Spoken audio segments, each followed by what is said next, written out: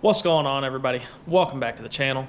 Today's episode, I am going to be changing out the gauges on my Stratus 201 Pro XL. So you guys stay tuned with me, and hopefully this will help some of you guys changing your gauges out on your boat. And if you have a 201, stay tuned because this is going to get interesting. So this is the condition of my gauges currently, and as you can tell, this is why I am changing them. These two have been replaced at some point, but these other gauges, there's just no saving them. A lot of times you can sand down and polish the plastic and they'll come back, but these are way too shot. So let me show you what we got.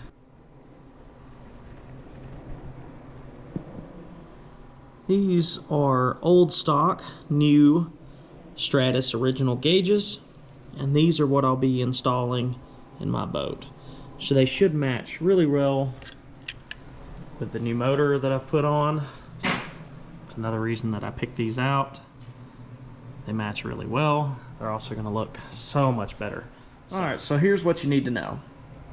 These gauges right here are going to be the most difficult. So I will show you in a minute why that is so.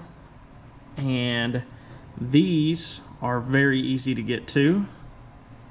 The voltage and the fuel gauge, and up in the upper left hand corner here is our speedo gauge, which is also very easy to get to as well. And then if you had a tack, it would be in this location, but I have a Yamaha smart gauge which takes the position of that. It would also be easy to get to as well, but we're going to get into it and show you just how to get access to all of these gauges. So if we come around here and we come down underneath the dash, you can see that there is a brace that has a little cutout in it. You can see the black shiny part, and then there is a cutout of the actual dash that gives you access to those gauges. If you look right here, that's your fuel gauge, and then just beside that is where that cutout is. I don't know if you guys can see up in there, but you can see the back side of the gauges up in there. It's going to be pretty difficult to get to it, but I'm sure with a little persistence, we can get them out.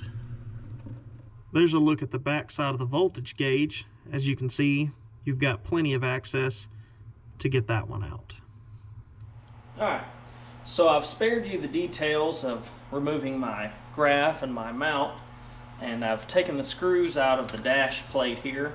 Now we're about to pull this back to give us access to our speedometer gauge.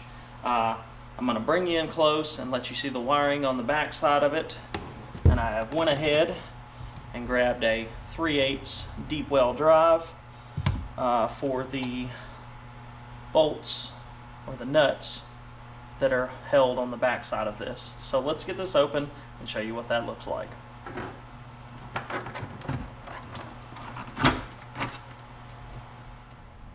Alright, now this is what the back of your speedo gauge should look like. You're going to have your positive lead and your negative lead. You'll have a nut here and a nut right here. Mine in this particular case is missing. And then you will have your water pressure line coming in with a zip tie holding it into place. I grabbed myself a pair of side cutters, a zip tie, and a torch. So on these water lines, a lot of times these older boats, those water lines get hard, and they're really hard to get off and get put back on the actual little nipple that it installs on. So the best way to get that pliable is to heat it up with some heat. In my case, it's a torch. Don't put too much on it, you'll end up burning it, but just be careful and it'll work out just fine. Once you take your nuts off the back side of this, then you just remove your retaining clip and then pop it straight back in. Just like so. Get it nice and square. Put your retaining clip back on the back side.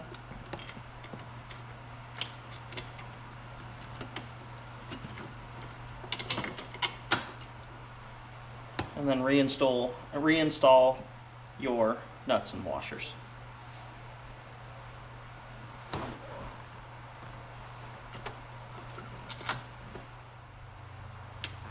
All right, now our next thing that we're going to do is reinstall our water pressure hose. I know you really can't see what I'm doing, but it's pretty simple. It's just a black plastic hose in here. I'm going to heat it back up, slide it back over that nipple, add a zip tie to it to make sure it doesn't come off, and that's all there is to that. Now the last step is just to reinstall the wiring. Remember, my positive was on the right side and negative one's on the left. So simple. There's two little tabs on the back side here. Just slide them on, make sure they seat.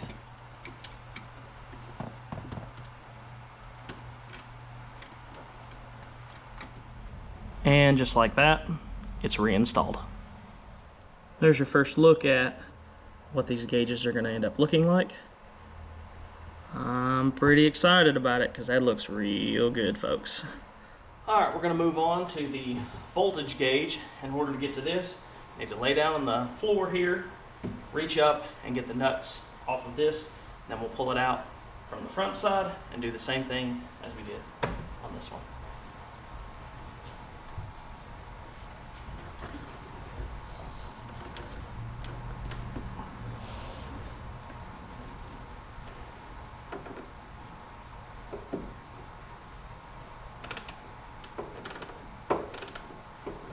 Positive lead is on the passenger side, and the negative lead is on the driver's side.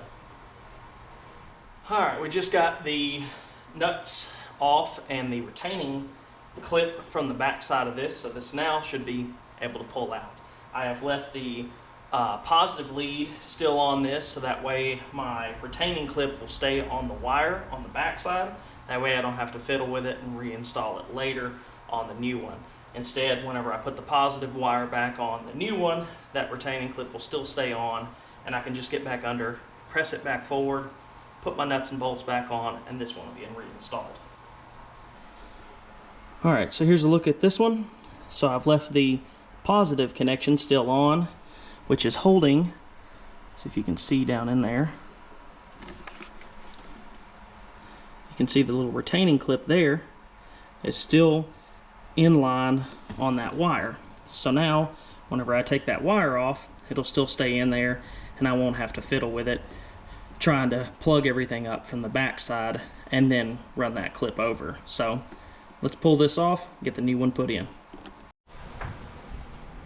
Alright, now all we got to do is pull our last little wire off, pull this voltage gauge off, grab our new one, which looks like that, and just do the reverse.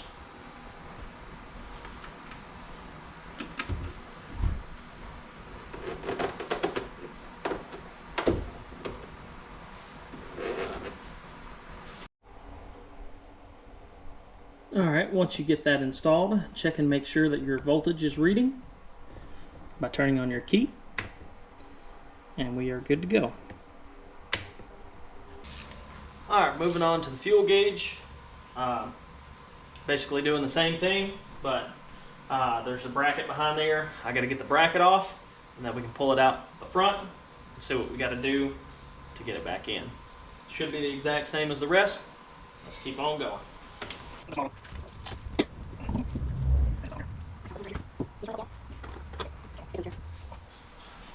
Alright, there is a stud that has a single ground wire on it to remove this bracket that keeps it into place. I removed it. Now we should be able to pull it out from the front here, disconnect all the wires and connect them up to the new one in the exact same order that we take them off. So let's get into that. Alright, we got the ground wire installed. Now we're just going to check and see if it comes on. Alright, fingers crossed. If you guys can see that. We got lights, so see if the fuel gauge works. It does work. So, success. Now I got to pull that ground wire off, go in from behind, add that little backer plate, and we'll be in business. Alright, so I'm getting these wires pulled back off because I realized that this particular gauge is designed to have this bracket hold it. And it does not fit the other gauge because it doesn't have these little cutouts on the sides. So I'm going to have to go in from the back and install the wires just a little differently, but it's got to fit on this. So this goes down first, then you put your nuts on, and then you put your wires on, and then you put another nut over top of that. But that's this style, so that's what I'm going to have to do. I'm going to have to lay and stand on my head and get this installed. So after that, we'll move on to the two hardest ones to get to. So let's get to it. All right, I skipped ahead of you guys just a little bit because I wasn't exactly sure how I was going to get these gauges out. But I've got the gauge pulled out, and I have figured out a little problem, and just kind of scratching my head trying to figure out how to fix it. I think maybe this will probably help someone in the future. So let me show you what's going on. Here is my new pressure gauge, and for whatever reason this pressure gauge has lost its tab for the negative side of the light.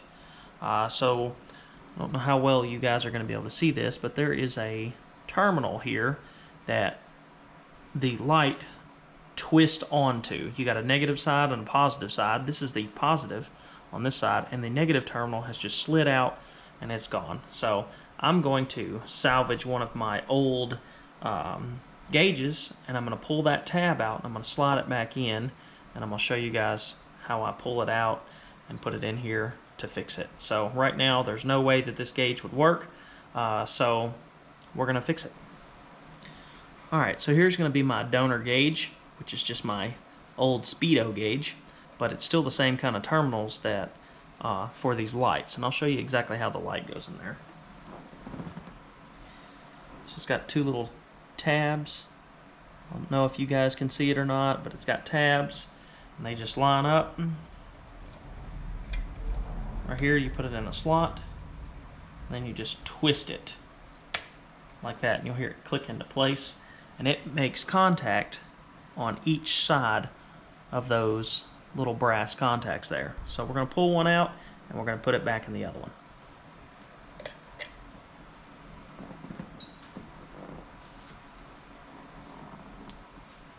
I need this side right here, so I'm just going to grab it with some pliers, give her a nice little twist.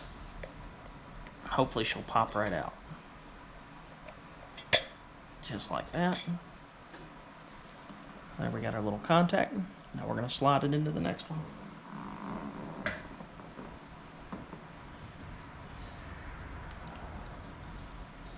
Alright, so here's your little track. I'm going to slide it right into that track the exact same way that it came out of the other one.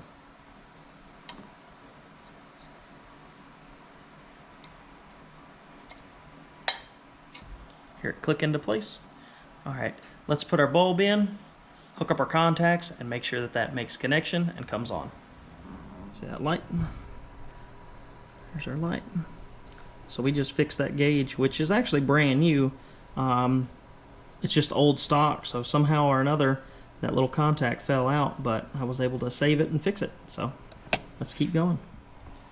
Alright, so I just pressed this in because it's actually a pretty good fit without a locking mechanism, because if I can find it where I set it, the one that was on the back of that was not exactly fitting great. So I'm not going to install that because it would be an absolute nightmare to get in there and get two bolts on the back side of this, whenever I could easily just take some 3M tape, put around the back side of this, and just press it into place. It's so much easier, and it does the exact same thing. All you're trying to do is keep them in and keep them from falling out. And if 3M tape does it, then I'll call that a good job or good enough. So, moving on to the last and hardest one, which is the tilt trim. Do you guys know that feeling of success whenever you finally get that last bolt that was extremely difficult to get to out?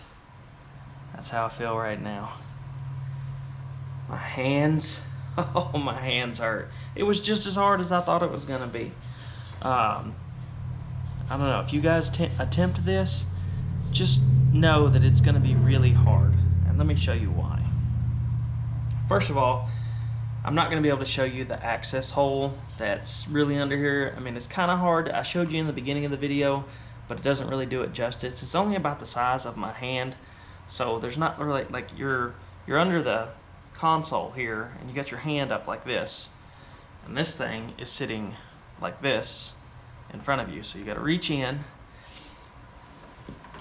and then there is this little guy right here, which is the retaining clip that is over top of this, just like, let me get it on there.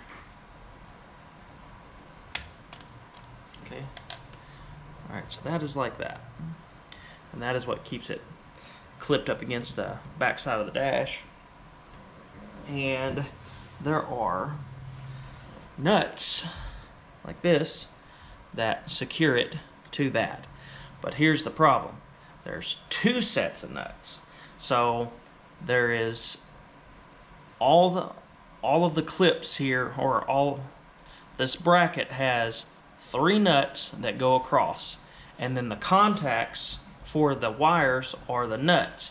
So whenever you put your wire on, it mates up against the nut that's on your bracket, and then you have another nut that goes on top of it. So you end up having to take 6 nuts off and get your fingernail in behind the wire that is on here and pull it over each one of these studs, and then eventually get it popped off. And you got 3 of them right here to take off. And then this wire that goes on here is a press fit on, which it's been in here since 2004. It was extremely hard to pull it off with just my fingers. You can't get a tool in there, so you just have to literally just man up and pull the sucker off of there. And then once you've got all of the wires out of your way, then you have another set of nuts that you have to get in there and take off. And then you have to take your one little string that you got in your finger left and break the seal that this thing has against the dash and push it out. And that's where we're at now. So again, whenever I reinstall this, I am not installing this little clip thing. I'm going to put 3M tape around the hole and press it in, so I don't ever have to worry about that. If I ever have to get back in here and change these out, I don't want to have to go through that battle that I did just to get this little plastic clip out. So I'm going to get the other one hooked up, and I'm going to show you how that goes.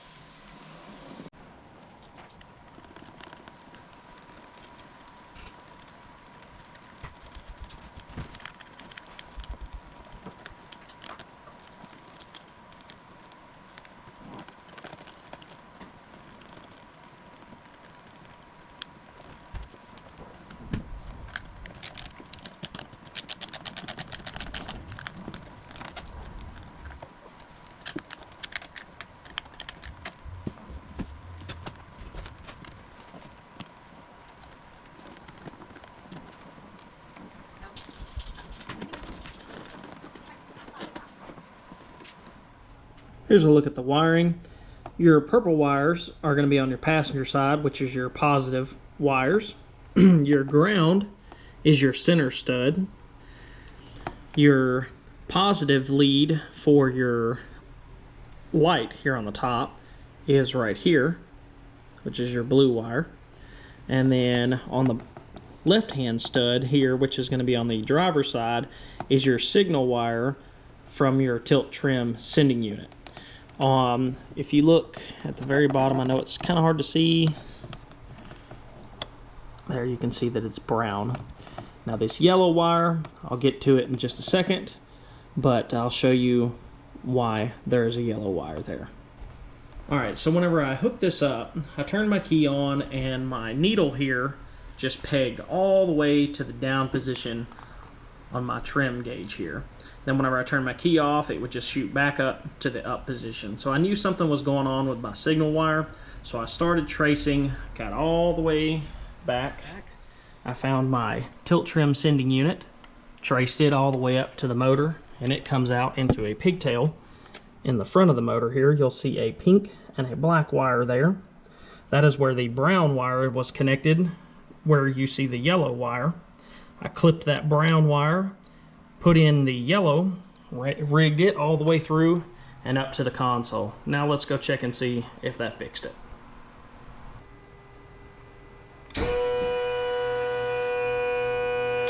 And voila.